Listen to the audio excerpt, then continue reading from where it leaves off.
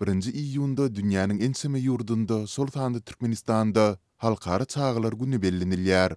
Türkmenistanyň prezidenti bu gün münasibetli çap eden gutlugynda ýurtda erkana ýaýrayan Bahtiýar çağılary gönükdirilen maksatnamalaryň üstünlikli amala aşyrylýandygyny öňe sürdi.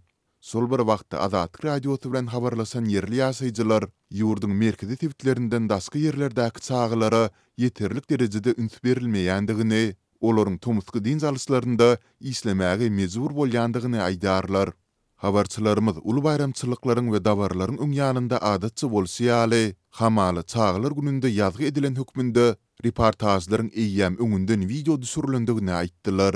Emma 1 iyunda köpçüliklerin mezburi çäherlerden başga körpülerin güýmenjesi üçin başga hiç hili dawarlaryň göze ilmeýändigi bellenilýär.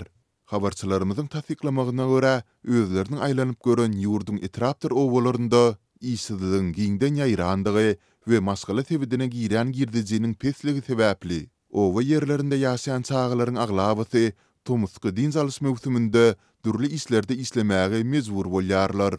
Mundan başga-da ýurtdaky ykdysady ýagdaýlaryň agyrlaşmagynyň arasynda hatda has kiçi ýaşly çağılaryň hem paxta meýdanynda putraçy maskalalarına ýardym hökmünde zähmet çekýändigini ykdylýar.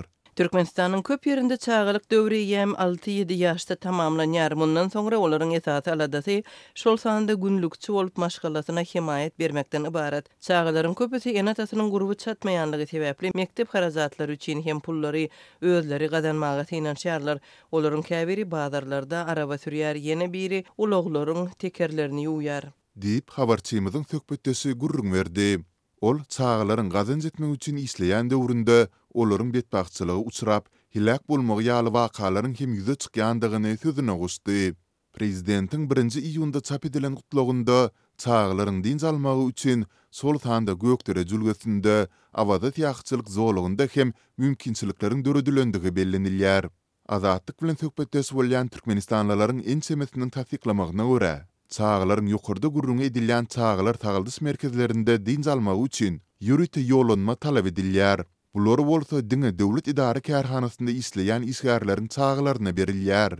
Döwlet edaralarynda zähmet çekýän enatalar çağılarynyň ýollanmasy üçin hem 1000 manat möçberinde çykda jetmeli bolýar. Munyň üstesine ýörite tomuska egin eşikleri hem satyn alınmaly. Bu hatda döwletden aýlyk alýan hojalyklaryň hem köpüsine başartmaýar.